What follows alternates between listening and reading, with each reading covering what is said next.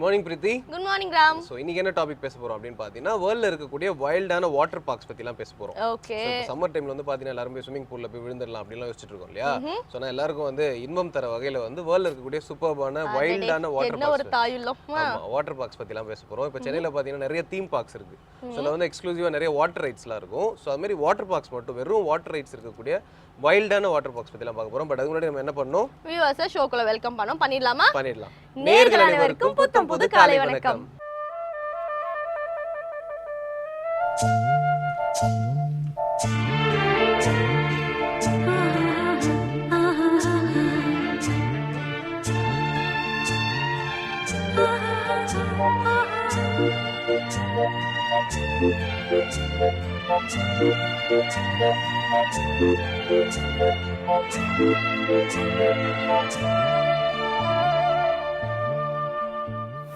ராம், நம்ம நிறைய wildest water parks பார்க்க போறோம் அப்படின்னு சொன்னீங்க. ஸோ ஃபர்ஸ்ட் என்ன பார்க்க போறோம் அப்படின்னு பார்த்தீங்கன்னா sand castle water park. And இது எங்க இருக்கு அப்படின்னு பார்த்தீங்கன்னா யுனைடெட் கிங்டம். ஸோ லண்டன் அந்த மாதிரி எங்கேயோ இருக்குன்னு நினைக்கிறேன். அண்ட் இந்த வாட்டர் பார்க்ல என்ன ஸ்பெஷல் அப்படின்னு பார்த்தீங்கன்னா நம்ம ஊரெல்லாம் வந்து இப்போதான் வேவ் மிஷின்லாம் வந்திருக்கு. அதாவது வேவ் மிஷினா ஸ்விமிங் பூல் வந்து வேவ் வரா மாதிரி. அது வந்து நம்ம குயின்ஸ்லாண்ட் இந்த மாதிரி தீம் பார்க்ஸ்ல இப்போதான் வந்திருக்கு. அதாவது ரீசெண்ட் இயர்ஸ்ல தான் வந்திருக்கு. ஆனா அங்க ரொம்ப காலமா இருக்கு அப்படின்றாங்க. அப்புறம் ஒரு லேசி ரிவர் இருக்கு. அண்ட் அது மட்டும் இல்லாம வாட்டர் கோஸ்டர் ரைட் நிறைய இருக்கு. நம்ம ரோலர் கோஸ்டர்க்கே வந்து பயப்படுவோம். வாட்டர் கோஸ்டர் நிறைய இருக்கு. இந்த மாதிரி அட்வென்ச்சரஸான விஷயங்கள் நிறைய அங்க இருக்கு அப்படின்னு சொல்ல வராங்க. ஓகே, இது வந்து யூகேல இருக்கு இல்லையா? சோ ஆரம்பமே பாத்தீங்கன்னா சூப்பரான ஒரு வாட்டர் பார்க் பத்தி சொல்லிருக்கீங்க. இன்னும் நம்ம தொடர்ந்து பேசலாம். பட் அதுக்கு முன்னாடி இன்றைய சூரியோதயம் பார்க்கிறதுக்கு நேரம் வந்துச்சு. பார்த்தலாம். இது சூரியோதயம்.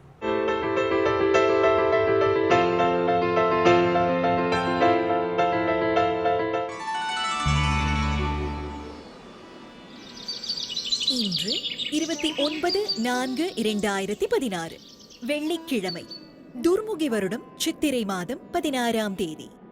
இன்று சூரியோதயம் 6:05. ராகு காலம் காலை 10:30 மணி முதல் 12 மணி வரை. யமகண்டம் மாலை 3 மணி முதல் 4:30 மணி வரை. குளிகன் காலை 7:30 மணி முதல் 9 மணி வரை. திதி சப்தமி. நட்சத்திரம் உத்திராடம். சுபவோரைகள் காலை 6 மணி முதல் 9 மணி வரை, 10 மணி முதல் 11 மணி வரை, பகல் 1 மணி முதல் 4 மணி வரை, மாலை 5 மணி முதல் 6 மணி வரை. யோகம் மதியம் வரை சித்த யோகம். சந்திராஷ்டமம் மிதுன ராசிக்கு.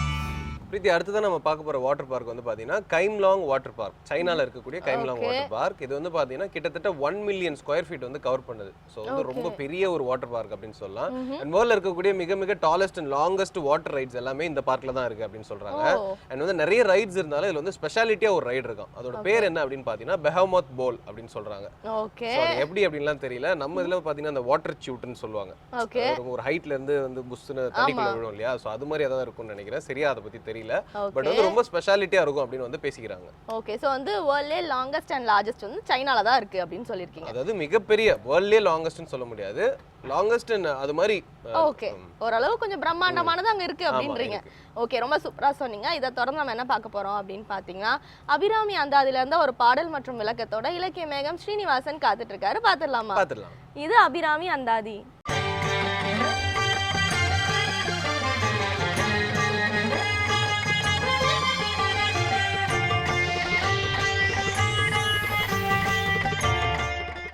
ஸ்ரீவித்யோபாசனாசக்தம் ஸ்ரீவித்யாபீடபூஷணம் ஸ்ரீவித்யாபினவம் வந்தே ஸ்ரீகிருஷ்ணானந்த சர்க்குரும். அனைவருக்கும் இனிய காலை வணக்கம். அபிராமி அந்தாதி அற்புத தமிழ் பாக்களிலே 99வது பாடல் அருள் உணர்வு வளர என்கின்ற தலைப்பிலான அருமையான பாடல். குயிலாயிருக்கும் கடம்பாட வீடை கோலையியல் மயிலாயிருக்கும் இமயாசலத்திடை வந்து உதித்த வெயிலாயிருக்கும் விசும்பில் கமலத்தின் மீது அன்னமாம் கையிலாயருக்கு அன்று இமவான் அளித்த கனங்குழையே என்ற அருமையான பாடல். அருள் உணர்வு வளர. அருள் இந்த உலகத்திலே மிகப்பெரிய விஷயமாக இருக்கிறது. பொருள் என்பது வேறு, அருள் என்பது வேறு. இருவேறு உலகத்து இயற்கை திருவேறு தெள்ளியராதல் வேறு என்று சொல்லுவார் வள்ளுவ பெருந்தகை. இந்த உலகம் 2 வகையான பாதையிலே சென்று கொண்டிருக்கிறது. ஒன்று பணம், திருவேறு பணம், பணத்தை நோக்கிய வாழ்க்கை, பொருளாதாரத்தை நோக்கிய வாழ்க்கை. இன்னொன்று தெள்ளியராதல், ஞானம் படைத்தல். இந்த ஞானிகள் தான் அருளை தேடுவார்கள். இந்த அருள் எங்கே தேவைப்படும்? இந்த உலக வாழ்க்கை நிறைவு பெற்ற பிறகு இன்னொரு வாழ்க்கை இருக்கிறது என்ற நம்பிக்கைக்கு உரியவர்கள் இருக்கிறார்களே, அவர்கள் அருளை தேடுவார்கள். பொருளில்லார்க்கு இவ்வுலகம் இல்லை, அருளில்லார்க்கு அவ்வுலகம் இல்லாகி அங்கு என்பதும் திருவள்ளுவம். இந்த அருள் இருக்கிறதே, இந்த அருள் இல்லை என்று சொன்னால் மேலுலக வாழ்க்கை இல்லை. அந்த நம்பிக்கையாளர்களுக்கு இது ஒரு மிகப்பெரிய விஷயமாக இருக்கிறது. நாம் இந்தியாவிலிருந்து சிங்கப்பூர் செல்கிறோம். சென்றவுடனே அந்த நாட்டிலே நம்முடைய தேசத்தினுடைய பணம் செல்லுபடி ஆகாது. ஆகையினால என்ன செய்கிறோம்? இங்கிருந்து செல்லுகிற பொழுதே நாம் அந்த தேசத்தினுடைய சிங்கப்பூர் டாலர், அதை நம்முடைய பணத்தை கொடுத்து மாற்றிக்கொள்கிறோம். வேறொரு தேசத்திற்கு செல்கிறோம், அந்த பணம் அங்கே செல்லுபடியாகாது. ஆகையினாலே அந்த தேசத்தினுடைய பணமாக மாற்றிக்கொள்கிறோம். அப்படி இந்த உலகத்திலே என்ன செய்கிறோம் என்று சொன்னால், நாம் ஈட்டுகிற பொருள் நமக்கு மேலுலகத்திலே பயன்பட வேண்டுமானால் அதை என்ன செய்ய வேண்டும்? அதை தர்மமாக மாற்றி வைத்து கொள்ள வேண்டும். நம்முடைய பணம், இந்த பணத்தை நாம் எடுத்துக்கொண்டு போக முடியாது. ஒரு மிகப்பெரிய செல்வந்தர் தன்னால் எதையும் செய்ய முடியும் என்று மிகப்பெரிய இருமாப்போடு இருக்கிறார். தன்னுடைய பணத்தினாலே, தன்னுடைய செல்வாக்கினாலே, தன்னுடைய பதவியினாலே அப்படியே ஆணவத்தினுடைய உச்சத்திலே இருக்கிறார். அவரை பார்ப்பதற்காக ஒரு ஜென் துறவி வந்தார். அவரை வரவேற்று அவரை அமர வைத்து அவர்களுக்கு எல்லா விதமான உபசாரமும் செய்து அவர் சொன்னார், என்னால் முடியாதது இந்த உலகத்தில் எதுவுமே இல்லை என்று தன்னுடைய புகழை அள்ளிவிட்டு கொண்டிருக்கிறார். ஜென் துறவி சிரித்து கொண்டே இருந்தார். நிறைவாக ஒன்று சொன்னார், நண்பரே, எனக்காக நீங்கள் ஒரு உதவி செய்ய வேண்டும். என்ன உதவி என்று சொன்னார். நான் உங்களிடத்தில் ஒரு ஊசியை தருகிறேன். இதை நீங்கள் இறந்த பிறகு நானும் இறந்து விடுவேன். 2 பேரும் மேலுலகத்தில் சந்திக்கிற பொழுது இந்த ஊசியை கொண்டு வந்து என்னிடத்தில் தந்துவிட வேண்டும். உங்களால் தான் முடியாத எதுவுமே இல்லையே என்று கேட்டார். அப்பொழுது திகைத்து போனார் செல்வந்தார். அது எப்படி இயலும்? இறந்த பிறகு நாம் இங்கிருந்து எதையுமே எடுத்து செல்ல முடியாது. இந்த ஊசியை நான் எப்படி சுமந்து வர முடியும் என்று கேட்டார். இந்த ஊசியே உங்களால் சுமந்து வர முடியாது என்று சொன்னால், இந்த செல்வம், இந்த இவ்வளவு பெரிய பரந்த செல்வத்தை நீங்கள் எப்படி எடுத்து வரப்போகிறீர்கள்? யோசித்து பாருங்கள் என்று சொன்ன உடனே அவர்களுக்கு ஞானக்கண் திறக்கிறது. தன்னுடைய செல்வத்தை எல்லாம் மிகப்பெரிய தர்மமாக விதைக்கிறார்கள். செல்வம் படைத்தவர்கள் என்ன செய்ய வேண்டும்? இன்றைக்கு பார்க்கிறோம், ஒரு திருமண பத்திரிகையை நான் இத்தனை ரூபாய்க்கு அடித்திருக்கிறேன் என்று இருமாப்போடு பேசுகிறார்கள். யோசித்து பாருங்கள், 100 ரூபாய் 150 ரூபாய் கொடுத்து அந்த திருமண பத்திரிகையை அடித்து நாம் கொண்டு போய் நம்முடைய பெருமையோடு மற்றவர்களுக்கு கொடுத்து கொண்டு இருக்கிறோமே. திருமணம் முடிந்த மறு தினம், அந்த தினத்திலே காலையில் அட்ரஸை பார்த்துவிட்டு அப்படியே தூக்கி எறிந்து விட்டு போகிறார்கள். அத்தனை ஆயிரம் பத்திரிகைக்கு இத்தனை லட்சங்கள் கொடுத்து அடிப்பதனால என்ன பிரயோஜனம்? ஜஸ்ட் ஒரு மெசேஜ், அது ஒரு செய்தியை தாங்கி இருக்கக்கூடிய ஒரு தாள். நாம் என்ன செய்யலாம்? நம்முடைய பிடித்தமான வகையில் அதை தேர்ந்தெடுக்கலாம். ஆனால் அதற்காக மிகப்பெரிய தொகையை செலவழிக்க வேண்டும் என்ற அவசியம் இல்லை. அந்த தொகையை இதோ பள்ளிகள் திறக்கப் போகிறது, எத்தனையோ ஏழை குழந்தைகளுக்கு கல்விக்கு கொடுக்கலாம், அவர்களுக்கு யூனிஃபார்ம் என்று சொல்லக்கூடிய உடைக்கு கொடுக்கலாம், எத்தனையோ பேருக்கு உணவளிக்கலாம். அந்த திருமண நாளிலே ஏதாவது ஒரு ஏழை பெண்ணை தேர்ந்தெடுத்து இவர்கள் திருமணம் நடக்கிற அதே நாளிலே ஒரு சாதாரணமான கோயிலிலே வைத்து ஒரு திருமாங்கல்யம், ஒரு புடவையோ, அவனுக்கு ஒரு வேட்டி, அவர்களுக்கு அடிப்படை தேவையான வசதிகளுக்குள்ள பாத்திரங்களை கொடுத்து ஒரு திருமணத்தை நிறைவேற்றி கொடுக்கலாம். இதற்கு பெயர்தான் அருள் என்று பெயர். அருள் இறைவன் வழங்குவது மட்டும் அருள் இல்லை. ஒரு செல்வந்தனாலே மிகப்பெரிய கனிவுடைய மனத்தினாலே செய்யக்கூடிய செயலையும் அருள் என்று சொல்லுகிறார் வள்ளுவர். அருள் எனும் அன்பினும் குழவி பொருள் எனும் செல்வச் செவிலியால் உண்டு என்று சொல்லுகிறார். இது அன்பு ஈனக்கூடிய குழவி, குழந்தை என்று சொல்லுகிறார். அன்பு முற்றி போனால் இந்த அருள் சுரக்கும். அன்பு எங்கே முற்றுகிறதோ, அன்பு எப்படி முற்றும்? அன்பு எல்லோரும் வர வேண்டும், எல்லோரும் வாழ வேண்டும், எல்லோரும் நன்றாக இருக்க வேண்டும். இந்த சிந்தனையிலே தான் அருள் முற்றும். அந்த செந்துறவி சொன்ன உடனே ஞானக்கண்கள் திறந்த அந்த பணக்கார எல்லா பணத்தையும் கொண்டு வந்து ஏழைகளுக்கும் சாதாரணமானவர்களுக்கும் மற்றவர்களுக்குமாக கொடுக்கிறார். மகாகவி பாரதி சொல்லுவான், என்ன செய்ய வேண்டும்? நீங்கள் என்ன செய்ய வேண்டும்? நிதி மிகுந்தவர் பொற்குவை தாரீர். நிறைய பணம் இருக்கா? உங்களால் முடிஞ்சதை கொடுங்கள். நிதி குறைந்தவர் காசுகள் தாரீர். என்னால் இவ்வளவுதான் தர முடியும். என்னாலே பணமே கொடுக்க முடியாது. உடல் உழைப்பை செய்து தர்மத்தை நிலைநாட்டுங்கள் என்று சொல்கிறான். ஆண்மையாளர் உழைப்பினை நல்கீர். நாம் சாலையிலே கடக்கப் போகிற பொழுது கடக்க முடியாமல் இருக்கிறார்கள். அவர்களை கொண்டு வந்து மறு இடத்தில் இறக்கி விடலாம். ரயில் நிலையங்களிலே 2-3 லக்கேஜுகளை வைத்து கொண்டு அந்த படிகளிலே ஏற எத்தனையோ பேர் சிரமப்படுகிறார்கள். நம்மிடத்திலே ஒரே ஒரு சின்ன லக்கேஜ் தான் இருக்கிறது. அவரிடத்திலே புன்னகையோடு சென்று நான் உங்களுடைய பெட்டியை சுமந்து வந்து மேலே தரவா என்று கேட்டால் அதற்கு எவ்வளவு பணம் செலவாகும்? ஒரு பைசா செலவில்லை, உடல் உழைப்பு. நாம் கொண்டு வந்து அவர்களுடைய சுமையை குறைத்து மேலே கொண்டு வந்து ஏற்றி அவர்களை உரிய இடத்திலே சேர்க்கிற பொழுது அவர்களுக்கு மிக்க மகிழ்ச்சியாக இருக்கிறது. இதெல்லாம் சின்ன சின்ன உதவிகள். இந்த உதவிகளைத்தான் அவன் சொன்னான், ஆண்மையாளர் உழைப்பினை நல்கீர். என்னால் உழைப்பு கூட கொடுக்க முடியாது, வசதி அந்த அளவு கூட என்னுடைய உடம்பிலே பலம் இல்லை என்று சொன்னால் அதுவும் மற்றவர் வாய்ச்சொல் அருளீர் என்று சொல்கிறான். வார்த்தையினாலே நீங்கள் படிக்க வேண்டுமா? இந்த ட்ரஸ்டிலே பணம் கொடுக்கிறார்கள். நீங்கள் காலையிலே உணவு வேண்டுமா? இவர்கள் இந்த இடத்திலே உங்களுக்கு தருகிறார்கள். திருமணம் செய்து கொள்ள வேண்டுமா? உங்களுக்கு இவர்கள் இந்த திருமாங்கல்யம் வாங்கி தருகிறார்கள், பட்டு சேலை வாங்கி தருகிறார்கள், உரிய பாத்திரங்கள் வாங்கி கொடுக்கிறார்கள் என்று எத்தனையோ பேர் செய்கிறார்கள். அவர்களுடைய முகவரியை நீங்கள் வழங்கலாம். இருந்த இடத்துல இருந்து ஒரு பைசா செலவில்லாமல். அதற்கு என்ன தேவை? பரந்த மனம் தேவை, அன்பு தேவை. நாம் இறைவன் என்று சொன்னால் ஏதோ ஆலயங்களிலே விக்கிரகங்களில் இருக்கக்கூடிய அந்த கல் சிலையை மட்டும் நாம் இறைவன் என்று நினைத்து கொண்டு இருக்கக்கூடாது. இறைவன் எங்கே இருக்கிறார் என்று சொன்னால் யார் அன்புடையவர்களாக இருக்கிறார்களோ, அன்பும் சிவமும் இரண்டென்பார் அருகிலாதார், அன்பே சிவமாய் இருப்பது யாவரும் அருகிலார். அன்பே சிவமாய் இருப்பது அறிந்திருந்தும் அன்பே சிவமாய் அமர்ந்திருந்தார் என்று சொல்கிறார்கள். அன்பும் சிவமும் இரண்டென்பார் அருகிலாதார், அன்பே சிவமாவது ஆவரும் அருகிலார். அன்பே சிவமாவது ஆவரும் அறிந்த பின் அன்பே சிவமாய் அமர்ந்திருந்தார் என்று சொல்லுவார் திருமூலர். அன்பெனும் பிடியுள் அகப்படும் மலையே அன்பெனும் குடிபுகுல் அரசே என்று சொல்லுகிறார் வள்ளல் பெருந்தகை. அந்த அன்புதான் இந்த உலகத்தினுடைய ஆதாரம். கடவுள் யார் என்று கேட்டால் அன்பு. கண்ணிலே அன்பிருந்தால் கல்லிலே தெய்வம் வரும் என்று சொல்லுகிறார் கவியரசர் கண்ணதாசன். இந்த அன்பு இருக்கிறதை வேறு எங்கும் நாம் தேடி போகிறோம். ஆலயத்திற்கு போகிறோம், வழிபாடு செய்கிறோம், எத்தனையோ நிவேதனங்களை படைக்கிறோம், மாலைகளை வாங்கி சாத்துகிறோம். இதோடு நின்று விட்டதா என்று சொன்னால் கடவுள் அதிலே திருப்திப்படவில்லை.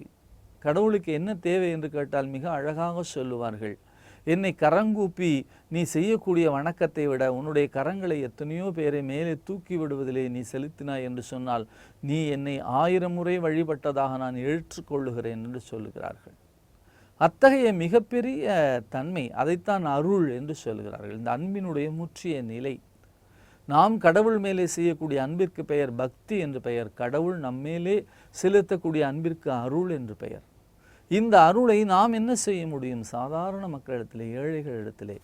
ஏழைகள் என்று இல்லை, எத்தனையோ பணக்காரர்கள் கூட நல்ல அன்பான வார்த்தைகள் கிடைக்காமல் இந்த உலகத்திலே கஷ்டப்படுகிறார்கள். அன்பான வார்த்தைகள், பிரியமான வார்த்தைகள்.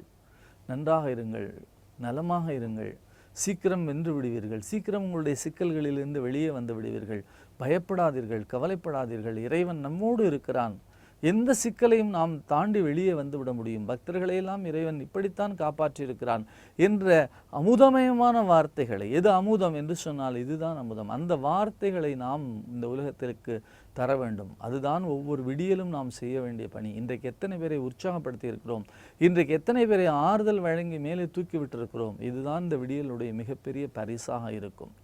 அத்தகைய மிகப்பெரிய தன்மையை தான் அபிராமி அந்தாதி நமக்கு சொல்லித் தருகிறது. குயிலாயிருக்கும் கடம்பாட வீடை கோலையியல் மயிலாயிருக்கும் இமயாசலத்திடை வந்து உதித்த வெயிலாயிருக்கும் விசும்பில் கமலத்தின் மீது அன்னமாம் கையிலாயிருக்கு அன்று இமவான் அளித்த கனங்குழை என்ற அருமையான பாடலுடைய மிக அற்புதமான விளக்கத்தை தொடர்ந்து சிந்திப்போம். நாளை சந்திப்போம். நன்றி, வணக்கம். ராம், நம்ம நெக்ஸ்ட் பார்க்க போற வாட்டர் பார்க் எங்க இருக்குன்னு பாத்தீங்கன்னா யூஎஸ்ல இருக்கு. இதோட பேர் என்னன்னு பாத்தீங்கன்னா நோவாஸ் ஆர்க் வாட்டர் பார்க். இந்த பார்க்கோட அளவு எவ்வளவு அப்படின்னு பாத்தீங்கன்னா, அதாவது பரப்பளவு எவ்வளவு அப்படின்னு பாத்தீங்கன்னா வந்து 70 ஏக்கர்ஸ் இருக்கான். ஸோ வந்து ஒரு சின்ன ஒரு ஊரே வந்து அந்த வாட்டர் பார்க் தான் நினைக்கிறேன், அவ்வளோ இருக்கு. அண்ட் அது மட்டும் இல்லாமல் உள்ள வந்து 60 வாட்டர் ஸ்லைட்ஸ் இருக்கு அப்படின்றாங்க. அண்ட் அது மட்டும் இல்லாமல் அங்கே வந்து ஸ்டிங் ரே அப்படின்னு ஒரு வாட்டர் ஸ்லைட் இருக்கான். இதுதான் வந்து வேர்ல்ட்லேயே வந்து one of the biggest water slide அப்படின்னு சொல்றாங்க. ஓகே, இது வந்து யூஎஸ்ல இருக்கு இல்லையா? பக்கத்துல இருந்தா கூட இந்த வெயிலுக்கு நம்ம போயிட்டு வரலாம். எல்லாமே நம்ம ஊர்ல எதுவும் இல்லங்க. இன்னும் நம்ம நிறைய வாட்டர் பார்க்ஸ் பத்தி பேசலாம். அடுத்ததா பாத்தீங்கன்னா skin and hair care tips கொடுக்கிறதுக்கு aroma therapist doctor Geetha Ashok காத்துட்டு இருக்காங்க. பாத்துடலாமா? பாத்துடலாம். இது இயற்கை மருத்துவம்.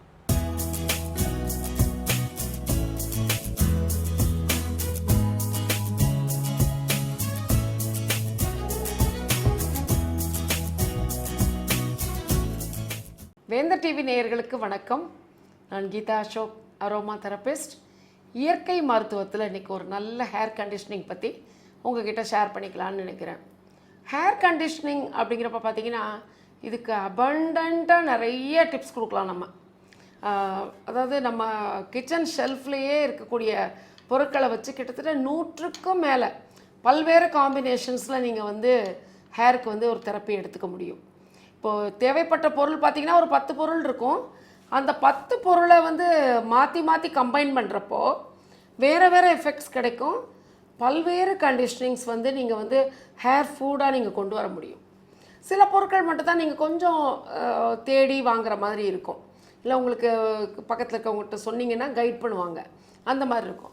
ஸோ ஒரு ஹேர் ட்ரீட்மெண்ட், ஹேர் கண்டிஷ்னர், ஹேருக்கு தேவையான ஃபுட் அப்படிங்கிறப்போ எதுக்கு பண்ணுறோம், அதாவது எதுக்கு ஒரு கண்டிஷ்னர், சும்மாவே ஷாம்பு போட்டு குளித்தா ஒரு கண்டிஷ்னர் போட்டுக்கலாமா, என்ன ஃப்ரீக்வன்சியில் போட்டுக்கலாம், யார் யார் கண்டிஷ்னர் யூஸ் பண்ணலாம், என்ன மாதிரி கண்டிஷ்னர் யூஸ் பண்ணலாம், இந்த மாதிரி பல்வேறு கேள்விகள் வந்து நமக்கு இருக்குது. கண்டிப்பாக நீங்கள் வந்து ஒரு மருத்துவரோட ஆலோசனையோ இல்லை தெரப்பிஸ்டோட ஆலோசனையோ இல்லை உங்கள் பியூட்டிஷியன்ஸோட ஆலோசனைப்படியோ உங்கள் ஷாம்பு அண்ட் கண்டிஷ்னரை வந்து நீங்கள் செலக்ட் பண்ணிக்கிட்டீங்க அப்படின்னா அது வந்து உங்கள் முடிக்கு வந்து ரொம்ப ஹெல்ப் பண்ணும். சிலதெல்லாம் நமக்கு கிராண்டடாக நம்ம எடுத்துக்கக்கூடாது. இப்போ உதாரணத்துக்கு பார்த்தீங்கன்னா வால்யூமைசிங் ஷாம்பு இல்லை ரொம்ப டீப் கண்டிஷ்னிங் ஷாம்பு, ரொம்ப முடி வந்து சில்கியாக இருக்கும் அப்படிங்கிற உத்தரவாதம் கொடுக்கக்கூடிய ஷாம்பூஸ் உங்களுடைய தலைமுடி எக்ஸ்ட்ராவாக ட்ரை ஆகி பொடி பொடியாக உதிர்றதுக்கு அது ஒரு பெரிய காரணமாக இருக்கும். அதுக்கப்புறம் பார்த்தீங்கன்னா தலையில் ரொம்ப மாய்ஸ்சர் வந்து நிறையா ஸ்டிமுலேட் ஆகி உங்களுக்கு அந்த வேக்சி ஃபங்கஸ்ன்னு சொல்லுவாங்க, அதாவது செபோரிக் டெர்மடைட்டிஸ்ன்னு சொல்லக்கூடிய பொடுகு, அது வந்து தலைமுடி வழுக்கையாகிறதுக்கும் முகத்தில் வந்து இந்த ஆக்னி பஸ்டியூல்ஸ், சிஸ்டிக் ஆக்னி மாதிரி மிகப்பெரிய பருக்கள் வர்றதுக்கும் அது ரொம்ப காரணமாக இருக்கும். ஸோ நீங்கள் எனிதிங் நீங்கள் கிராண்டட் அப்படின்னு சொல்லி நீங்கள் காஸ்மெட்டிக்ஸ் செலக்ட் பண்ணக்கூடாது. காஸ்மெட்டிக்ஸ்ங்கிறப்ப அதில் வந்து ஷாம்புவும் அடக்கம், நீங்கள் யூஸ் பண்ணுற கண்டிஷ்னரும் அடக்கம். ஸோ உங்களுடைய தெரப்பிஸ்டோட கைடன்ஸ் படி நீங்கள் வந்து உங்கள் ஷாம்பு அண்ட் கண்டிஷ்னரை எடுத்துக்கிட்டீங்க அப்படின்னா லைஃப் லாங் வந்து உங்கள் முடியில் வந்து எந்த பிரச்சனைகளும் வராமல் நீங்கள் பார்த்துக்க முடியும். அந்த வகையில் வந்து நான் இப்போ கொடுக்குற கண்டிஷ்னர் அப்படிங்கிறது நீங்கள் ஷாம்பு பண்ணதுக்கப்புறம் போடுற கண்டிஷ்னர். இது வந்து நீங்கள் கண்டிஷ்னர்னு எடுத்துக்கிறத விட ஒரு ஹேருக்கு தேவையான ஒரு ஃபுட் அப்படின்னு எடுத்துக்கலாம். இது யாருக்கு தேவை அப்படின்னா சிலருக்கு வந்து பார்த்திங்கன்னா ஸ்கேல்பில் எப்போவுமே ஒரு இச்சிங் இருந்துக்கிட்டே இருக்கும். என்ன சொல்லுவாங்கன்னா நரைக்குது, முடி நரைக்க போகுது, அதனால் முடி வந்து உங்களுக்கு தலையில் வந்து அரிப்பு இருந்துகிட்டே இருக்குது அப்படிம்பாங்க. நம்ம அப்படி வந்து இல்லை பெயின் அதிகமாக இருக்குது அப்படின்னு சொல்லுவாங்க. அதெல்லாம் ஏற்றுக்க வேண்டிய உண்மை. பட் அதுதான் காரணம்னு நம்மளாக எடுத்துக்கூடாது. இப்போ பெயின் நிறைய இருக்குது அப்படின்னா பேனை வந்து நீங்கள் வாரி வாரி எடுத்துடுறது நல்லது. ஏன்னா பேனுடைய கழிவுகள் வந்து நம்ம தலையிலே தங்குறப்போ நமக்கு ஸ்வெட்டிங் இருக்கு இல்லையா, வேர்க்கிறப்போ பார்த்திங்கன்னா அந்த வேர்வையிலையும் அழுக்கு இருக்கும். அண்ட் நம்ம தலையில் வந்து ஒரு ஆயில் சீபம்ங்கிற ஃபேட்டு செக்ரேட் ஆகுது, அது உள்ளே செக்ரேட் ஆகி வெளியே வந்து உங்களுக்கு எக்ஸ்க்ரீட் ஆகும், ஊசிங் ஆகும் வெளியே. அப்படி அந்த மாதிரி வர்றப்ப அந்த எண்ணெய் பசை, உங்களோட வியர்வையோட அழுக்குகள் அண்டு பேனோட கழிவுகள் இதெல்லாம் சேர்ந்து என்ன பண்ணுன்னா தலையில் வந்து ஒரு நிரந்தரமாக ஒரு துர்நாற்றம் வந்துடும். பேன் இருக்கக்கூடிய குழந்தைகளுக்கு நீங்கள் அவங்களுடைய ஸ்கேல்ப் கிட்ட போனாலே பார்த்தீங்கன்னா ஒரு ஃபவுல் ஸ்மெல், ஒரு அன்பேரபிள் ஸ்மெல் இருக்கும். காரணம் என்னென்னா இந்த 3 விஷயங்களும் ஒன்று சேர்ந்து தலையில் வந்து ஒரு ஸ்மெல். அந்த ஸ்மெல் இருக்கப்போ பார்த்திங்கன்னா அந்த குழந்தைகள் வந்து எப்போவும் தலையை அப்படியே கீறிக்கிட்டே இருப்பாங்க, சொரிஞ்சிக்கிட்டே இருப்பாங்க. அப்போ ஏன்னா அவங்களுக்கு அது ஒரு அனாயிங் ஃபேக்டர், கொஞ்சம் வேர்த்தாலே போதும் அந்த பேனோட ஷிட்டெல்லாம் வந்து எல்லாம் சேர்ந்து அந்த மாதிரி கழிவுகள்லாம் வந்து அந்த மாதிரி ஆக்கிடும். ஸோ நீங்கள் அதை வந்து நீங்கள் வந்து தெரிஞ்சுக்கணும், எதுக்கு வந்து தலையை வந்து சொரிஞ்சிக்கிட்டே இருக்கிறோம் அப்படிங்கிறத தெரிஞ்சுக்கணும். அதை தாண்டி என்ன இருக்கும் அப்படின்னு பார்த்தீங்கன்னா ஷாம்பு ரெசிடியூஸ், அதாவது ஷாம்பு லெஃப்ட் ஓவர் ஷாம்புன்னு சொல்கிறது. ஒரு தலைமுடி நல்லா அப்படியே புஷ்ஷுன்னு பறக்கணும், காற்றுல ஃப்ளஃபியாக இருக்கணும், அப்படி நடந்து போகிறப்ப பவுன்ஸியாக இருக்கணும், எல்லாரும் ஆசைப்படுவோம், நானும் ஆசைப்படுவேன். பட் அது என்ன தப்பு பண்ணுவாங்க அப்படின்னு பார்த்தீங்கன்னா இப்போ நீங்கள் நல்லா யோசிச்சு பாருங்கள். இப்போ கடையில் கிடைக்கக்கூடிய கமர்ஷியல் ஷாம்பூஸ் வந்து சாஷே உங்களுக்கு கிடைக்குது இல்லையா, அந்த சாஷே வந்து கட் பண்ணிவிட்டு நீங்கள் ஒரு டீஸ்பூனில் வந்து அதை ஃபுல்லாக அதில் இருக்க ஷாம்பு வந்து ஒரு டீஸ்பூனில் எடுத்து பாருங்கள், மிஞ்சி போச்சுன்னா ஒரு 3/4 டீஸ்பூன் தான் அந்த ஷாம்பு இருக்கும். அப்போ ஒரு சாஷேயில் 3/4 டீஸ்பூன் அளவுக்கு தான் ஷாம்பு இருக்குது அப்படின்னா that is meant for 1 application. ஒரு தடவை நீங்கள் தலைக்கு குளிக்கிறதுக்கு அந்த அளவு தான் அதுக்கு வந்து ரெக்கமெண்ட் பண்ணியிருக்காங்க. நாம் என்ன பண்ணுறோம், 2-3 கை நிறையா ஷாம்பு போட்டு நல்லா தலையில் தேய்ப்பாங்க. கொஞ்சம் தண்ணி விட்டு நல்லா தேய்க்கிறப்ப நிறைய நுரைச்சிக்கிட்டு வரும். அப்படி நுரைச்சிட்டு வரப்போ பார்த்தீங்கன்னா தலையில் இருக்க எண்ணெய் பசையெல்லாம் போயிடும், அழுக்கெல்லாம் கண்டிப்பாக போகும். அதே நேரத்தில் தலையில் வந்து அந்த மண்டை ஓட்டில் ஒரு வறட்சி உண்டாயிரும். அது ஒன்று. அதுக்கப்புறம் என்னென்னா, அவ்வளோ ஷாம்பு போட்டுட்டு அந்த ஷாம்பு வந்து ப்ராப்பராக ரின்ஸ் அவுட் பண்ணுறாங்களான்னா பண்ண மாட்டாங்க. ஒரு பக்கெட் தண்ணியில் ஒரு அரை பக்கெட் தண்ணி தலையை வாஷ் பண்ணுறதுக்கு மட்டும் வச்சுக்குவாங்க. பட் நீங்கள் யூஸ் பண்ண ஷாம்பு பார்த்தீங்கன்னா நல்லா ஒரு கை அளவுக்கு எடுத்துப்பாங்க. ஒரு டீஸ்பூனோட 3/4 அளவு ஷாம்புவே உங்கள் தலைக்கு போதும். அப்படிங்கிறப்போ நீங்கள் ஒரு கைப்பிடி அளவு ஷாம்பு எடுத்து நீங்கள் தலையில் போடுறப்போ என்ன ஆகுங்கிறத இமேஜின் பண்ணி பாருங்கள். அதாவது நீங்கள் ரின்ஸ் அவுட் பண்ணுறப்போ ஒரு 1/4 பக்கெட் தண்ணியில் வாஷ் பண்ணால் அது போன மாதிரி தான் இருக்கும்.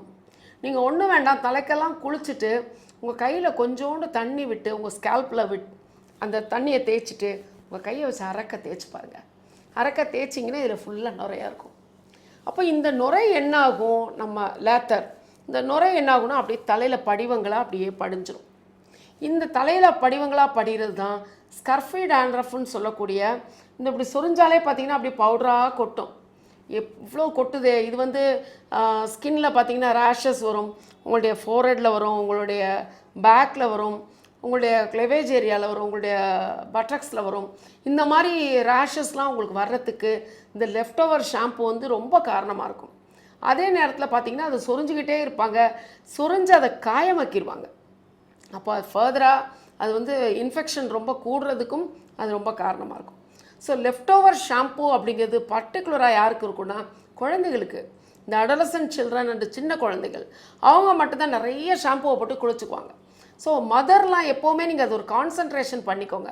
ஒரு ஷாம்பு வாங்குறீங்க, ஒரு 100 ml ஷாம்பு வாங்குறீங்கன்னா ஒரு 150 ml வார்ம் வாட்டரில் நீங்கள் வாங்கின 100 ml ஷாம்புவை டைல்யூட் பண்ணி ஒரு பெரிய 1 லிட்டர் பாட்டிலில் ஊற்றி வச்சுருங்க.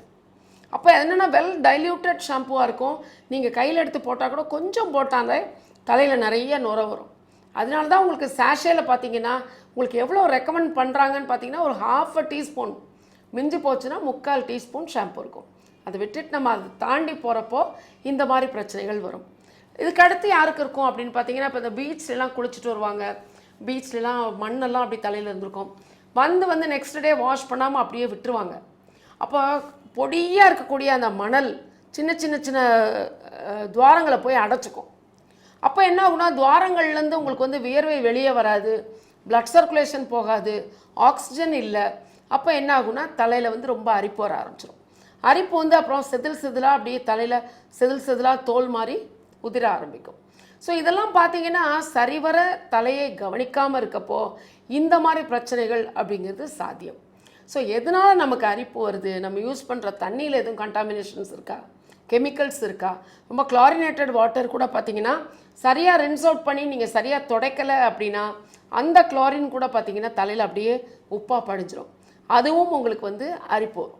ஸோ நீங்கள் யூஸ் பண்ணுற கெமிக்கல்ஸ், யூஸ் பண்ணுற சீரம்ஸ், நீங்கள் ஹேர் கண்டிஷனிங்க்கு யூஸ் பண்ணுற ஐட்டங்கள் அண்ட் ஹேர் ஸ்ட்ரைட்னிங்க்கு யூஸ் பண்ணுறது, அவங்கெல்லாம் பியூட்டிஷியன் சரியாத இப்போ எல்லோரும் நல்லா பண்ணுறாங்க, இருந்தாலும் அந்த ஒரு லெஃப்ட் ஓவர்ஸ், கவனம் இல்லாமல் பண்ணக்கூடிய லெஃப்ட் ஓவர்ஸ் உங்கள் தலைக்கு வந்து ஒரு பெரிய பிரச்சனையில் வரும். இப்போ அப்படி இருக்கப்போ நீங்கள் வந்து என்ன மாதிரி ஒரு ஹேர் ஃபுட்டு நீங்கள் எடுத்துக்கலாம் அப்படிங்கிறத பற்றி தான் இப்போ நம்ம பேச போகிறோம். அதுக்கு என்ன தேவை அப்படின்னு பார்த்தீங்கன்னா, நல்ல பழுத்த அவகேடோங்கிறது பட்டர் ஃப்ரூட்டுன்னு சொல்கிறது, நம்ம அதை பற்றி நிறைய பார்த்துருக்கோம், நிறைய பேசியிருக்கோம். அவகேடோ உங்களுக்கு கிடைக்கல அப்படின்னா நல்ல கனிஞ்ச வாழைப்பழம், நல்ல ஒரு 5 வாழைப்பழம் எடுத்துக்கோங்க.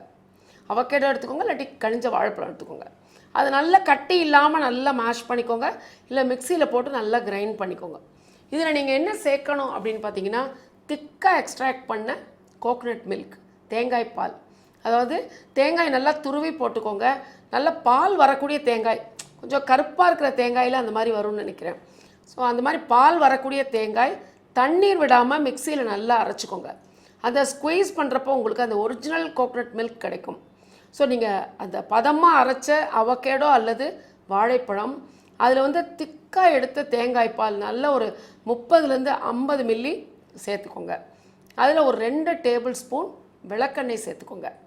அண்டு 2 டேபிள் ஸ்பூன் பார்த்தீங்கன்னா ப்ரௌன் சுகர் கிடைக்கல அப்படின்னா வெல்லத்தை நல்லா இடித்து அதை பவுடர் பண்ணி அதை சேர்த்துக்கோங்க.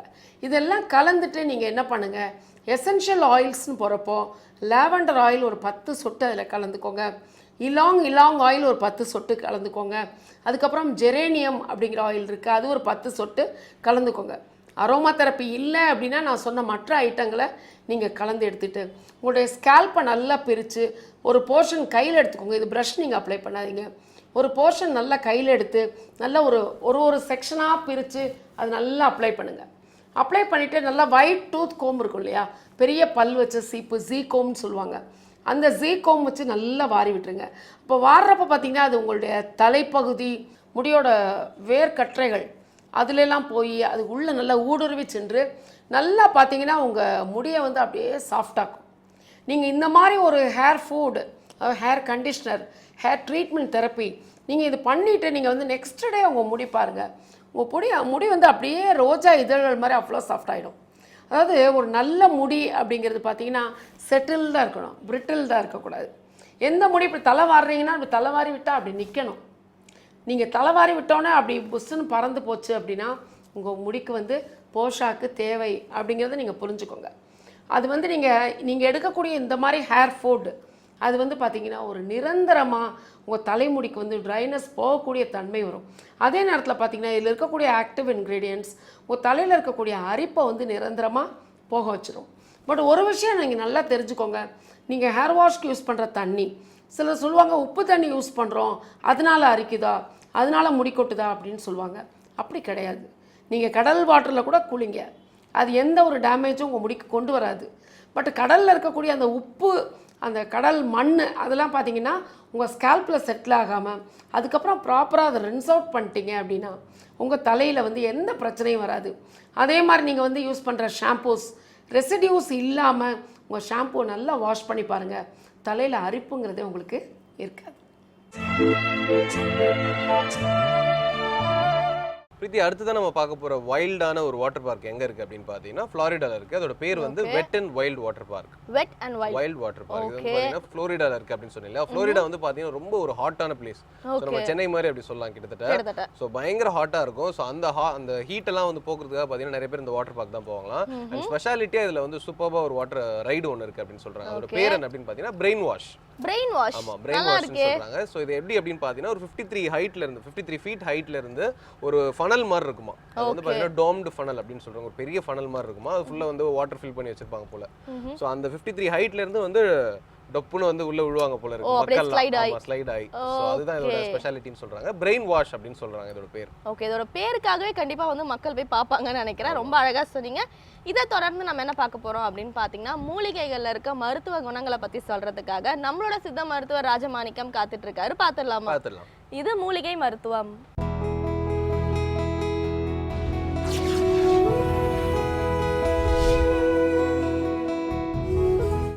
உலகெங்கும் உள்ள வேந்தர் டிவி நேயர்களுக்கு காலை வணக்கம். நம்ம இன்றைக்கி பார்க்க போகிற மருத்துவம் வந்து மூலிகை மருத்துவம். இதில் வந்து இடுப்பு வலிக்கான மருத்துவம். இடுப்பு வலி வந்துருச்சுன்னா அது நிமிர முடியாது, குனிய முடியாது. இன்றைக்கி பார்த்திங்கன்னா எல்லாருக்கும் வந்து சாதாரணமாக இடுப்பு வலி வந்துடுது. இருசக்கர வாகனத்தில் போகிறவங்களுக்கு இடுப்பு வலி வந்துடுது. அதிக நேரம் கணினியில் உட்காந்து வேலை செய்கிறவங்களுக்கு இடுப்பு வலி வந்துடுது. இந்த இடுப்பு வலி வர்றதுக்கு காரணம் சிறுநீர் கழிவுகள் வந்து உள்ளே தங்கி இருக்கிறதால. இவங்க வந்து சிறுநீர் கழிக்கும்போது முழுமையாக கழிக்கிறது கிடையாது, நேரங்கட்ட நேரத்தில் போகிறது. ஆத்திரத்தை அடக்குனாலும் மூத்திரத்தை அடக்கக்கூடாதுன்னு சொல்லுவாங்க. அப்போ சிறுநீர் வந்து கழிக்காமல் இருந்தாலே வந்து இடுப்பொலி வந்துடும். இடுப்பொலி வந்துச்சுன்னா ரொம்ப பாதிப்பு இருக்கும். இடுப்பில் வலி வந்துச்சுனாலே அவங்க 4வது எலும்பு 5வது எலும்பு இடுப்பில் வந்து L4 L5 வந்து பாதிப்பாயிடுச்சு. அந்த எலும்பை வந்து சரி செய்யணும் அப்படின்னு சொல்லியிருக்காங்க. அந்த L4 L5 வந்து சரி பண்ணணும்னா இன்றைக்கி பார்த்திங்கன்னா அவங்க படுத்த படுக்கையிலே ஆயிடுறாங்க உள்ளே இருக்க எலும்புகளை எடுத்துட்டா. அதெல்லாம் தேவையில்லை. சிறுநீர் பையை வந்து சுத்தம் செய்யணும். பெண்களாக இருந்தால் கர்ப்பப்பை சுத்தமானோம். இதெல்லாம் சரியாச்சுனாலே இடுப்பொலி சரியாயிடும். இடுப்பொலி சரியாகணும்னா இதுக்கு முக்கியமாக வந்து கருவேப்பிலையை பயன்படுத்தும் பொழுது இப்போ நம்ம சாப்பிட்ற சாப்பாட்டில் எல்லாத்துலேயுமே கருவேப்பிலை இருக்குது. ஆனால் ஏன் எல்லாத்தையும் தூக்கி வெளியில் போட்டுறாங்க? அப்படி வெளியில் போடாமல் இதை உள்ளுக்கு சாப்பிட்ற மாதிரி சிறு துண்டுகளாக இருக்கணும், இல்லைன்னா அரைச்சி சாப்பிடணும். இப்படி சாப்பிட்டாங்கன்னா இடுப்பொலியே வராது. இதை யாருமே செய்கிறது கிடையாது. கருவேப்பிலையை போட்டதும் எடுத்துகிட்டு குழம்புலேருந்து வெளியில் எடுத்து போட்டு சாப்பிட்றாங்க. அது மட்டும் இல்லாமல் முள்ளங்கியை வந்து சாதாரணமாக பார்த்தீங்கன்னா வட இந்தியாவிலேருந்து வர்றவங்க சப்பாத்தி அந்த இது சாப்பிடும்பொழுது பச்சை முள்ளங்கியாக கடித்து சாப்பிடுவாங்க.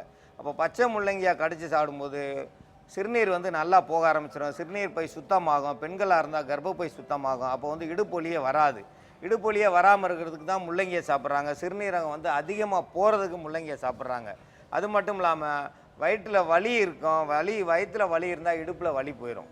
இங்கே முன்னாடி வலி இருக்கிறதா பின்னாடி வலி இருக்கும். என்ன சொல்லுவாங்க, எப்படி வந்து வாசப்படியை சாவி போட்டு திறந்தா உள்ளே போக முடியுமோ அதே மாதிரி சிறுநீர் பாதையை திறந்து விட்டால் தான் இடுப்பு வலி சரியாகும். சிறுநீர் பாதை சரியாகலைன்னா இடுப்பு வலி சரியாகாது. சிலருக்கு மலச்சிக்கல் இருக்கும், மலச்சிக்கல் இருந்தால் இடுப்பு வலி கண்டிப்பாக வரும். மலச்சிக்கலை வந்து சரி செய்யணும்னா மிளகு எடுத்துக்கிறணும். மிளகை வந்து ஒரு 15 மிளகு எடுத்தோம்னா அந்த மிளகு அரைச்சி சாப்பிட்டோம்னா மலச்சிக்கல் போக ஆரம்பிச்சிடும். மலச்சிக்கல் போனாலும் இடுப்பு வலி சரியாயிடும். அதோடு சேர்த்து வெட்டி வேர் எடுத்துக்கிறோம். வெட்டி வேரை பயன்படுத்தும் பொழுது இது வந்து நல்ல மணமாகவும் நல்ல இதாகவும் இருக்கும். மூளை பலத்தை கொடுக்கும், பித்த பையில் உள்ள கல் சேரத்தை தடுக்கும், நீர் தாகத்தை அதிகரிக்கும். தாகம் அதிகரிக்கும் பொழுது இந்த சிறுநீரக பை முழுவதும் சுத்தமாகும். சிறுநீரக பை சுத்தமாகும்போது இடுப்பு வலி குணமாகும். இடுப்பு வலிக்கும் சிறுநீரகத்துக்கும் கர்ப்பப்பைக்கும் எல்லாத்துக்கும் தொடர்பு இருக்குது. ஏன் தொடர்பு இருக்குன்னா, அந்த மலச்சிக்கல் இருந்தால் கண்டிப்பாக இடுப்பு வலி வரும். அதே மாதிரி மாதவிடாய் தடை இருந்தால் இடுப்பு வலி வரும். சிறுநீரக பையில் வந்து கல்கள் நிறைஞ்சிருந்தால் இடுப்பு வலி வரும். இதெல்லாம் வந்து ஒரு அறிகுறி. சாதாரணமாக இடுப்பு வலிக்குதுன்னா வந்து வயிறு சுத்தமாக்கணும், அதுக்கடுத்து சிறுநீர் பையை சுத்தமாக்கணும், அதுக்கடுத்து தான் இடுப்பில் போய் என்ன இருக்குன்னு பார்க்கணும். எடுத்ததும் போனீங்கன்னா இடுப்பை போய் பார்த்தோம்னா இடுப்பு வீங்கி இருக்குன்னு தான் சொல்லுவாங்க. ஏன் வீங்கியிருக்கு, நீங்கள் வளையிறது இல்லை, குனியறது இல்லை, எந்த ஒரு வேலையும் செய்கிறதில்ல. முந்தி பார்த்தீங்கன்னா தண்ணி இறைப்பாங்க, தண்ணி இறைக்கும் போது இடுப்பு பலம் கூடி இருந்துச்சு. அம்மி அரைச்சாங்க, அப்போ இடுப்பு பலம் கூடி இருந்துச்சு. திருக சுற்றுனாங்க, அப்போ இடுப்பு பலம் கூடிச்சு. அது மட்டும் இல்லாமல் உலக்க போட்டாங்க. இதெல்லாம் போச்சு, வேலை செஞ்சது எல்லாருக்கும் இடுப்பு பலமாக இருந்துச்சு. 16 குழந்தை கூட பெற்றாங்க, இடுப்பு வலியே கிடையாது. இன்றைக்கி ஒரு குழந்தை கூட பெக்கலை. மாடிப்படி ஏறணும்னா இடுப்பே பலம் இல்லாமல் போச்சு, நடக்க முடியாமல் இருக்காங்க. கை கால் வந்து வலிக்குதுன்றாங்க. பார்த்தா 18 வயசு பொம்பளை பிள்ளைங்க தான், நடக்க முடியாமல் இருக்குது. அப்போ அதெல்லாம் கல்யாணம் முடித்து புள்ள பெக்கும் பொழுது இடுப்பில் சுத்தமாக பலம் இருக்காது, வீட்டில் படுத்த படுக்கையிலே இருக்கும். அப்போ இடுப்பு பலம் கூடணும்னா சிறுநீரக பையும் கர்ப்பப்பையும் சுத்தமாகணும். சிறுநீரக பையும் கர்ப்பப்பையும் சுத்தமாகிறதுக்கும் இடுப்பு வலி போகிறதுக்கான மருத்துவத்தை இப்போ நம்ம பார்க்கலாம்.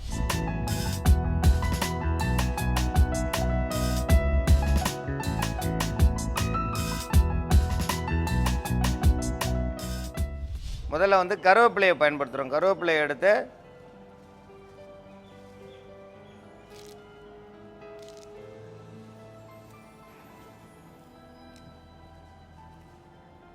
இது வந்து ஒரு 5 கிராம் அளவுக்கு எடுத்திருக்கோம். இதில் வந்து 15 மிளகு சேர்க்குறோம். அதே மாதிரி ஒரு 1 கிராம் அளவுக்கு வெட்டி வேர் எடுத்தால் போதுமானது.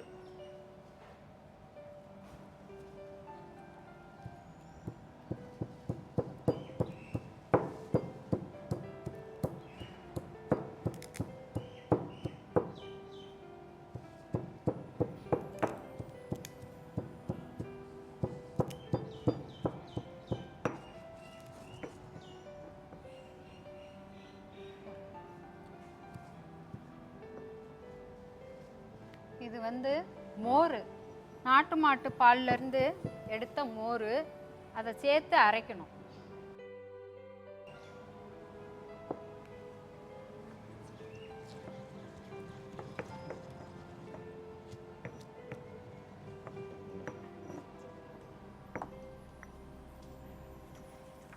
பெண்களுக்கு வந்து இடுப்பு வலி ஏன் வருதுனாக்கா, உணவு பற்றாமல் அவங்க சாப்பிட்ற சாப்பாட்டில் வந்து எனர்ஜியே இருக்காது. சத்து பற்றாக்குறையினால இடுப்பு வலி வரும். அதிக வெள்ளைப்பாடு போயிடுச்சுனாலும் அதனால இடுப்பு வலி வரும். அதிக ரத்தப்போக்கு போயிடுச்சுனாலும் இடுப்பு வலி வரும். இந்த மாதிரி இருக்கிறது எல்லாமே சரியாகணும்னாக்கா இடுப்பு வலி எதனால் வருதுன்னு நம்ம முதல்ல தெரிஞ்சுக்கிறோம். நம்ம உடம்ப வந்து எந்த அளவுக்கு சாப்பிடாமல் இருந்ததுனால வருதா என்னன்றதையும் அவங்க முதல்ல வந்து தெரிஞ்சுக்கிறணும். சாதாரணமாக வந்து இடுப்பு வலி வலிக்குதுனாக்கா, குழந்தை பெற்றவங்களுக்கு அதிக ரத்தப்போக்கு போயிருந்தால் வலிக்கும்.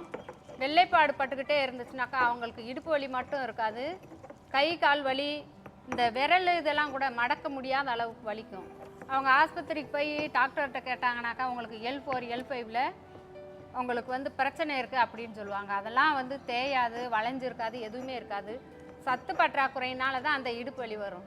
உடனே நீங்கள் அதுக்கு போய் மருத்துவ முறையை கேட்டுட்டதும் அதை வந்து அறுவை சிகிச்சை செஞ்சிடக்கூடாது. அப்படி செஞ்சுட்டிங்கனாலுமே ரொம்பவும் பின்னாடி வந்து அவங்க இடுப்பு வலி சத்து பற்றாக்குறையில் ரொம்பவே அவதிப்படுறாங்க. உட்கார முடியாது, குனிய முடியாது, படுக்க முடியாது.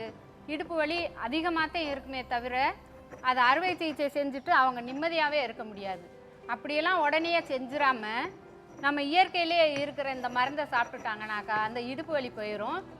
நல்ல சிறுதானியங்கள் உணவுகள் எடுத்துக்கிட்டாங்கனாலும் அந்த இடுப்பு வலி இருக்காது.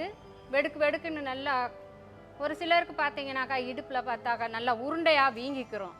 அந்த இதுக்கு பல மருந்துகள் மாத்திரைகள்லாம் அந்த வலி போகிறதுக்கு மாத்திரைகளை போட்டு சாப்பிட்டாங்கனாக்கா அது வயிற்றுக்குள்ளே போய் அந்த கர்ப்பப்பையில் வந்து படிஞ்சு உப்பாக படிஞ்சிருது, அல்லது வந்து கட்டிகளாக வந்துடுது, தேவையில்லாத அழுக்குகளாக அது இருந்துக்கிட்டு சிறுநீர் வெளியில் கழிக்க முடியாமையும் போயிடுது. இப்படி இந்த மாதிரி பிரச்சனைகள்லாம் இருக்கிறதுக்கு அது எதுவாக இருந்தாலும் இடுப்பு வலியை வெளியேற்றி அந்த சிறுநீரக பையிலையோ கருப்பையிலையோ பெண்களுக்கும் ஆண்களுக்குனாக்கா வந்து அந்த அழுக்குகள்லாம் போகாமல் சிறுநீரக பையில் தேங்கி உப்பாக படிஞ்சிருது. அந்த மாமிச உணவுகள் அதிகம் எடுத்துக்கிறவங்களா இருந்தாங்கனாக்கா அந்த அழுக்குகள்லாம் வந்து கல்லாக மாறிடுது.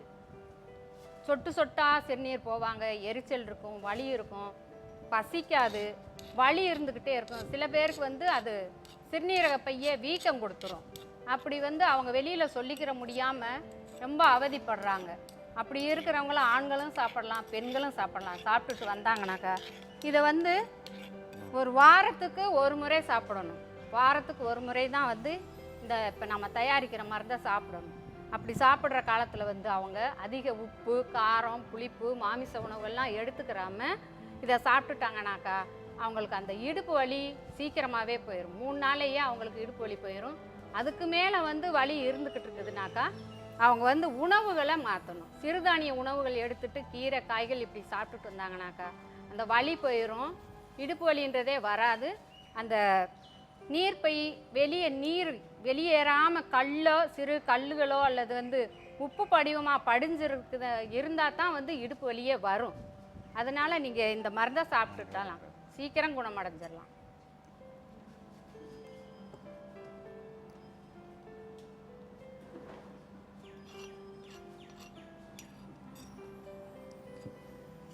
இது வந்து முள்ளங்கி ஏற்கனவே ஒரு 100 கிராம் அளவுக்கு முள்ளங்கி அடித்து வச்சுருக்கோம்.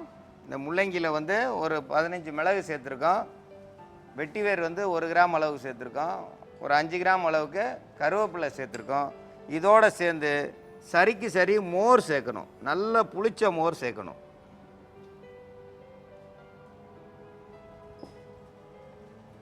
இதை காலையில் வெறும் வயிற்றில் குடிச்சிங்கன்னா எவ்வளோ இடுப்பலியாக இருந்தாலும் ஒரு 3 மணி நேரத்தில் வலி குறைய ஆரம்பிச்சிடும்.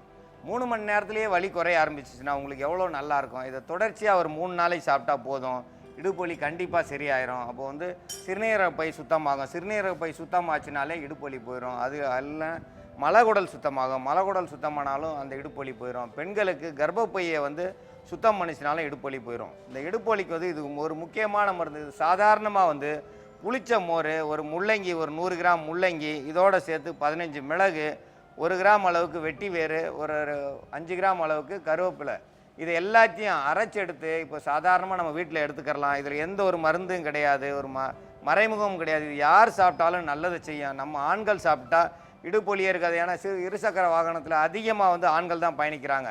அப்போ வந்து இடுப்பு பலம் இல்லாமல் அவங்க அதிக நேரம் வெயிலில் போனதால் சரியாக சிறுநீர் போகாது. சிறுநீர் போகலைன்னா வலி இருக்கும். இன்றைக்கி இருக்கிற உணவால் சீக்கிரமாக வந்து மலம் கழிக்க முடியாது. அவங்களுக்கெல்லாம் இது ஒரு சிறந்த மருந்து.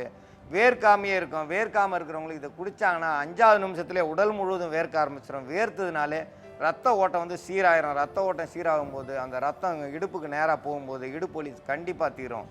இந்த இடுப்பு வலிக்கு இது ஒரு சிறந்த மருந்து. இந்த மருந்தை பயன்படுத்தி பயன்பெற வேண்டும் என்று கேட்டுக்கொள்கிறேன். ராம், நம்ம நெக்ஸ்ட் பார்க்க போறது பாத்தீங்கன்னா வாட்டர் வேர்ல்ட். பேரே வந்து வாட்டர் வேர்ல்ட்னு வச்சுட்டாங்க. இது எங்க இருக்குன்னு பாத்தீங்கன்னா கொலராடோல இருக்கு. அண்ட் இங்க என்ன ஸ்பெஷல் அப்படின்னு பாத்தீங்கன்னா வந்து ரொம்ப பெரிய பெரிய அதாவது ராட்சச வாட்டர் ஸ்லைட்ஸ்லாம் இங்க இருக்கு அப்படின்றாங்க. அதுலயும் குறிப்பா வந்து நீங்க அங்க அந்த இடத்துக்கு நீங்க போறீங்கன்னா வந்து ஒரு சில விஷயங்கள் மேல வந்து நீங்க வந்து கவனமா போகணும் அப்படின்றாங்க. ஏன்னா அந்த வாட்டர் ஸ்லைட் போகும்போது என்னென்னலாம் நம்ம சைட்ல இருக்கும்னு பாத்தீங்கன்னா பெரிய பெரிய டைனோசரஸ் இருக்குமா, அப்புறம் மம்மிஸ் இருக்கும், அதுக்கப்புறம் வந்து பைரட்ஸ் இருப்பாங்க. இவங்க வந்து ரியலிஸ்டிக்கா ஒரிஜினலான ஒருத்தவங்க எப்படி இருந்தா இருப்பாங்க அந்த மாதிரி வந்து செட் பண்ணி வச்சிருப்பாங்களாம். சோ குழந்தைங்க அப்போ ஐயோ டைனோசரஸ் வந்துச்சுன்னு பயந்துருவாங்களா. சோ வந்து ரொம்ப வந்து ரியலிஸ்டிக்கா அழகா இருக்கும் இந்த வாட்டர் வேர்ல்ட். அட்வென்ச்சரஸான ஒரு வாட்டர் பார்க் பத்தி சொல்லிருக்கீங்க. அடுத்து நம்ம நிகழ்ச்சியில என்ன வருது அப்படின்னு பாத்தீங்கன்னா 12 ராசிக்கான யோக பலன்கள் சொல்றதுக்காக யதார்த்த ஜோதிடர் ஷெல்வி காத்துட்டு இருக்காரு. பாத்துடலாமா? பாத்துடலாம். இது யோகம் நல்ல யோகம்.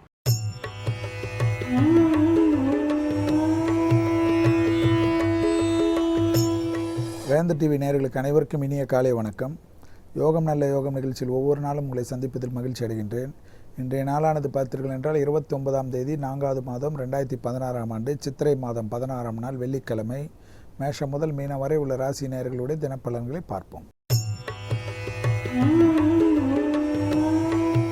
முதலாவதாக பார்க்கக்கூடிய ராசிக்காரர்கள் மேஷ ராசிக்காரர்கள். கண்டிப்பாக தொழில் நிமித்தமான பயணங்கள் அனுகூலத்தை பெற்றுத்தரும். அதே சமயம் அது ஆன்மீக பயணமாக மாற்றிக்கொள்வதில் விருப்பப்படுவீர்கள். எடுத்த காரியத்தில் ஜெயம், தொலைதூர செய்திகள் நன்மைகள், உத்தியோகத்தில் இருந்த சங்கடங்கள் நிவர்த்தி, தொட்டது தொடங்கக்கூடிய காலகட்டத்திற்குண்டான முக்கியத்துவம் பெறக்கூடிய நல்ல நாளாகவே இன்றைய நாள் காணப்படுகிறது. மேலும் உங்களுக்கு நீண்ட நாள் கஷ்டங்கள் நிவர்த்தி ஏற்படுவதுடன் தேக ஆரோக்கிய குறைபாடும் நிவர்த்தி ஏற்படக்கூடிய நல்ல நாளை சரியாக பயன்படுத்தி கொள்ளுங்கள். அடுத்ததாக பார்க்கக்கூடிய ராசிக்காரர்கள் ரிஷப ராசிக்காரர்கள். தந்தை வழி உறவுகள் விஷயத்தில் மிக மிக கவனமாக இருங்கள். வீண் வாக்குவாதம் வேண்டாம். ஜவாப் ஜாமீன் யாருக்கும் கொடுக்காதீர்கள். பணம் கொடுக்கல் வாங்கல் விஷயத்தில் மிக கவனமாக இருங்கள். நீங்கள் பணம் கொடுக்க வேண்டிய இடத்தில் இருந்தால் நீங்களாக போய் பேசி தீர்த்து கொள்ளுங்கள். மூன்றாம் நபர்களை நம்பாதீர்கள். தொட்டது எல்லாம் சிலது மன கஷ்டங்கள் ஏற்படலாம். கண்டிப்பாக குடும்பத்தில் தேவையில்லாத நிம்மதி குறைபாடுக்காக சிலர் அது முயற்சிகள் வெற்றிகள் ஏற்படலாம். எல்லா விஷயத்திலும் தீர்க்கமாக பொறுமையாக இருந்து கையாள்வதே உங்களுக்கு இன்றைய நாளுக்கு நன்மை தரும். அடுத்ததாக பார்க்கக்கூடிய ராசிக்காரர்கள் மிதுன ராசிக்காரர்கள். சந்திராஷ்டிரமம் உள்ளதை நாள் முழுவதும் நினைவில் வைத்துக் கொள்வது நன்மை ஏற்படுத்தி தரும். சந்திராஷ்டிரமாக இருந்தாலும் மற்ற கிரக அமைப்புகள் மிக அற்புதமாக இருப்பதனால் பெரிதாக பயப்பட வேண்டியதில்லை. ஆனால் நீங்களாக கோபதாபப்பட்டு தேவையில்லாமல் குழப்பிக்கொள்வீர்கள். சோம்பலுக்கு அதிக முக்கியத்துவம் ஏற்படும் அமைப்பு என்று காணப்படுகிறதுனால் சோம்பலை காலையிலே சூரிய உதயத்துக்கு முன்பாக எழுந்து குளித்து விட்டு அன்றாட பணிகளை ஆரம்பிப்பதுடன் இஷ்டப்பட்ட தெய்வ சன்னிதானத்துக்கு சென்று விட்டு காரியம் ஆரம்பிக்கக்கூடிய மிதுன ராசிக்காரர்களுக்கு மிகப்பெரிய அனுகூலமும் சந்தோஷமும் நிச்சயமாக ஏற்படும். அடுத்ததாக நாம் பார்க்கக்கூடிய ராசிக்காரர்கள் கடக ராசிக்காரர்கள்.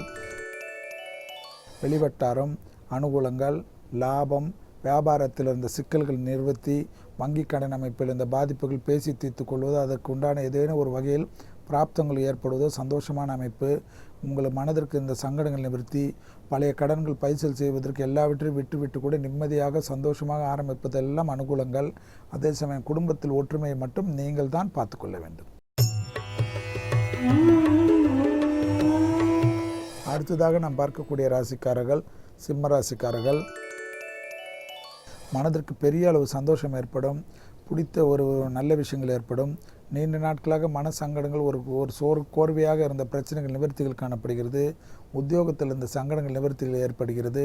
உங்களுக்கு புது முயற்சிகள் வெற்றிகள் ஏற்படுவதுடன் புது உக்திகள் மலரால் பாராட்டப்படும். அஷ்டமி நவமி என்று பார்த்து கொண்டு எல்லா நேரத்தையும் கெடுத்து கொள்ளாதீர்கள். கிரகங்கள் அற்புதமாக இருக்கின்ற சமயத்தில் சரியாக முயற்சி செய்து வெற்றி ஏற்படுத்தி கொள்ளுங்கள். எதிரிகள் பல முற்றிலுமாக முறியடிக்கக்கூடிய அற்புதமான நாள். அடுத்ததாக பார்க்கக்கூடிய ராசிக்காரர்கள் கன்னியா ராசிக்காரர்கள். ஏற்றம், அனுகூலங்கள் எல்லாம் காணப்பட்டாலும் வயிற்று உபத்திரம் உள்ள கன்னியா ராசிக்காரர்கள் கர்ப்பஸ்திரிகள் சிறிது எச்சரிக்கையுடன் இருப்பது நன்மை ஏற்படுத்தி தரும். எல்லா விஷயத்திலும் ஒரு நிதானத்துடன் இருங்கள். உடைமைகள் களவு போவதற்குண்டான சூழ்நிலை காணப்படுவதனால் விலையுயர்ந்த பொருட்களை பத்திரமாக வைத்துவிட்டு செல்வது நன்மை தரும். புது அறிமுகங்களில் மிக மிக கவனமாக இருங்கள். உத்தியோகத்தில் திடீரென்று நேரம் தவறாமையால் போவதனால் தேவையில்லாத குழப்பங்கள் ஏற்படலாம். நீங்களாக மற்றவர்களை குறை கூறுவதை மட்டும் தவிர்த்து கொள்ளுங்கள். புறமுதுகாக யாரை பற்றியும் யாரும் புறமுதுகு பேசினால் கண்டு கொள்ளாமல் அந்த இடத்தை விட்டு நகர்ந்து கொள்ளுங்கள். அடுத்ததாக நாம் பார்க்கக்கூடிய ராசிக்காரர்கள் துலா ராசிக்காரர்கள். கண்டிப்பாக இரத்த பந்த உறவுகளுக்கும் உங்களுக்கும் வாக்குவாதமே வேண்டாம். குடும்பத்தில் உள்ள பெற்றோருடைய தேக ஆரோக்கியம் முக்கியத்துவம் கொடுங்கள். ஏற்கனவே இரத்தத்தில் கோளாறு உள்ள துலா ராசிக்காரர்கள் இன்றைய நாள் மிக மிக கவனமாக இருக்க வேண்டும். உத்தியோகம், வெளிவட்டாரம், அனுகூலங்கள் காணப்படுகிறது. மனதிற்கு பிடித்த ஒரு விஷயம் காணப்படுகிறது. எல்லா விதத்திற்கும் மற்றவர்களுக்கு உபகாரமாக இருக்கின்ற துளாராசிக்காரர்கள் இன்று அந்த விஷயத்தில் மட்டும் சிறிது கவனத்துடன் இருப்பது நன்மை தரும். யாருடைய எல்லா பிரச்சனையும் தீர்ப்பதற்கு நம் ஒன்றும் கடவுள் இல்லை. மனிதர்கள் முடிந்ததை செய்யுங்கள், முடியாதது என்று சொல்லிக் கொள்ளுங்கள். பிறர் மெச்ச வேண்டும் என்பதற்காக ஒத்துக்கொள்ளாதீர்கள். அடுத்ததாக பார்க்கக்கூடிய ராசிக்காரர்கள் விருச்சிக ராசிக்காரர்கள்.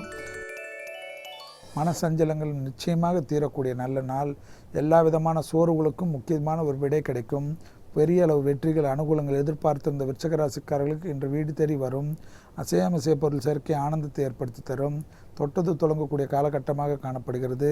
அரசமைப்பில் மிகப்பெரிய ஏற்றங்கள் காணப்படுகிறது. அரசியல்வாதிகளுக்கு நீண்ட நாள் ஒரு பிரச்சனை தீர்வதற்குண்டான அனுகூலங்கள் காணப்படுகிறது. தலைவர்கள் தலைவிகளுடைய அன்புக்கும் பண்புக்கும் பாத்திரமாவீர்கள். தொலைதூர செய்திகள் திடீரென்று ஒன்று நன்மைக்கு வீடு தேடி வருவதனால் நீங்களும் உங்கள் குடும்பத்தினரும் சந்தோஷத்தின் உச்சத்துக்கு செல்லக்கூடிய நல்ல நாள். அடுத்ததாக பார்க்கக்கூடிய ராசிக்காரர்கள் தனுசு ராசிக்காரர்கள். வார்த்தைகளில் மட்டும் சிறிது கவனமாக இருந்தால் மற்ற விஷயங்கள் அனுகூலங்கள் காணப்படும். சல்லு என்று பேசாதீர்கள். அண்டை அயலார் வீட்டு விஷயத்தில் கூட கவனமாக இருங்கள். உறவாக இருந்தாலும் நட்பாக இருந்தாலும் எல்லாவற்றிலும் நிதானத்துடன் இருங்கள். குறிப்பாக இரத்த பந்த உறவுகள் விஷயத்தில் மிக மிக கவனமாக இருங்கள். தேவையில்லாத நீங்கள் சொல்வது தான் எல்லோரும் கேட்க வேண்டும் என்ற எண்ணத்திலிருந்து மாறி அவரவர்கள் எண்ணத்திற்கு சிறிது முக்கியத்துவம் கொடுத்து அவர்கள் பிரச்சனையை பேசி அதற்குண்டான தீர்வோ அல்லது உங்களால் முடிந்ததை செய்யுங்கள். பயணங்களில் மட்டும் சிறிது எச்சரிக்கையுடன் இருப்பது மிக மிக நன்மை ஏற்படுத்தி தரும். அடுத்ததாக நாம் பார்க்கக்கூடிய ராசிக்காரர்கள் மகர ராசிக்காரர்கள். மகர ராசிக்காரர்களுக்கு கண்டிப்பாக தாய் வழி உறவுகள் விஷயத்தில் வாக்குவாதம் கூடவே கூடாது. பூர்வீக சொத்தில் ஏதேனும் பிரச்சனை இருந்தால் பேசி தீர்த்து கொள்ளுங்கள். அதில் வீண் விதண்டாவாதம் வேண்டாம். மற்றபடி பயணங்கள் மற்ற விஷயத்தில் மிக கவனமாக இருங்கள். பயணங்கள் சமயத்தில் திடீரென்று குறுக்கில் வரக்கூடிய விலங்குகள் மற்ற விஷயத்தினால் திடீரென்று நிலை தரமாறலாம். எனவே வண்டி வாகனத்தை ஒரே சீராக பொறுமையாக ஓட்டுவது என்ற நன்மை ஏற்படுத்தி தரும். உங்கள் மீது தவறுகள் இல்லை என்றாலும் வீண் விபத்துகளுக்கு முக்கியத்துவம் கொடுங்கள். அதே போல் முடிந்த அளவுக்கு ஏதேனும் ஒரு விநாயகர் கோயிலுக்கு சென்றுவிட்டு தொலைதூர பயணங்களுக்கு முக்கியத்துவம் கொடுப்பதே நன்மை தரும். அடுத்ததாக நாம் பார்க்கக்கூடிய ராசிக்காரர்கள் கும்ப ராசிக்காரர்கள். ஏற்றம் அனுகூலங்கள், மனதிற்கு பிடித்த ஒரு விஷயங்கள், மறைமுக எதிரிகளுடைய தொந்தரவு பரிபூர்ணமாக நிவர்த்தி, அவர்களே நட்பு பாராட்டக்கூடிய அனுகூலங்கள், உங்களுக்கு நீண்ட நாட்கள் சிக்கலாக இருந்த ஒரு அமைப்பு நிவர்த்தி ஏற்படுவதை கண்கூடாக பார்க்கலாம். உத்தியோகத்தில் இருந்த சங்கடங்கள் நிவர்த்திகள் காணப்படுகிறது. அசையாமசைய பொருள் சேர்க்கை ஆனந்தத்தை ஏற்படுத்தி தருகிறது. படைப்பாளிகளுக்கு புது ஒப்பந்தங்கள் ஏற்படுவதுடன் அது பெரிய அளவுக்கு வெற்றிகளும் அனுகூலங்களும் உங்கள் படைப்புகள் பலரால் பாராட்டப்படக்கூடிய கௌரவ அமைப்புகள் காணப்படும். சிலருக்கு திடீரென்று விருதுகள் பட்டங்கள் எல்லாம் கிடைப்பதற்குண்டான அனுகூலமான நல்ல செய்தி. அடுத்ததாக பார்க்கக்கூடிய ராசிக்காரர்கள் மீன ராசிக்காரர்கள். லாபமான நாள். உங்களுக்கு மன சங்கடங்கள் படிப்படியாக குறைவதுடன் பண தட்டுப்பாடு பிரச்சனை தீர்வதற்குண்டான முயற்சிகள் வெற்றிகள் ஏற்படும். தொலைதூர செய்திகள் நன்மைகள் அனுகூலங்கள் காணப்படுகிறது. வார்த்தைகளின் விஷயத்தில் சிறிது கவனம். அஜீரண கோளாறு உள்ள மீனராசிக்காரர்கள் இன்று மிக மிக முக்கியமாக கவனத்துடன் இருந்தால் போதும். லாபத்தின் அளவு பன்மடங்காக உயர்வதுடன் கடந்த கால கஷ்டங்களை நம்பி பணத்தை சிறிதளவு சேமிப்புக்கு உண்டான முயற்சியில் வெற்றி ஏற்படுத்தி கொள்ளுங்கள். குடும்பத்தில் தொலைதூர செய்திகள், குடும்பத்தில் பிள்ளைகள் விஷயத்தில் அவர்கள் எதிர்பார்த்த படிப்பு மற்ற அனுகூலமான நல்ல செய்திகளெல்லாம் செய்வதற்குண்டான உங்கள் முயற்சிகள் டபுள் வெற்றி ஏற்படுத்தி தரக்கூடிய நல்ல நாள். மீண்டும் நாளை யோகம் நல்ல யோகம் நிகழ்ச்சியில் சந்திப்பதில் மகிழ்ச்சி அடைகின்றேன். நன்றி, வணக்கம். ஸோ பிரீத்தி, இன்னைக்கு வந்து பார்த்தீங்கன்னா சூப்பர்பான வாட்டர் பார்க்ஸ் பற்றிலாம் பேசணும். அதாவது பார்த்தீங்கன்னா வேர்ல்டில் இருக்கக்கூடிய வைல்டான வாட்டர் பார்க்ஸ் பற்றி பேசணும். நாளைக்கு வந்து நம்ம அதை பற்றி தான் பேச போகிறோம். இப்போ வந்து நம்ம கிளம்ப வேண்டிய நேரம் வந்துச்சு. கிளம்பிடலாமா? கிளம்பிடலாம். ஸோ வியூவர்ஸ் எடுத்து நாமளும் வந்து வேந்தரன் இளங்கதிர் காலை செய்திகளை பார்த்துட்டு கிளம்பிடலாம். ஸோ வியூவர்ஸ், நாளைக்கும் இதே டாப்பிக்கோட இன்னும் இன்ட்ரெஸ்டிங்காக நிறைய வாட்டர் ரைட்ஸோட உங்களை சந்திக்கிறோம். Until then, Tata and bye from Preeti and Arjun Ram and the entire team of புத்தம் புது காலை. பாய். Thank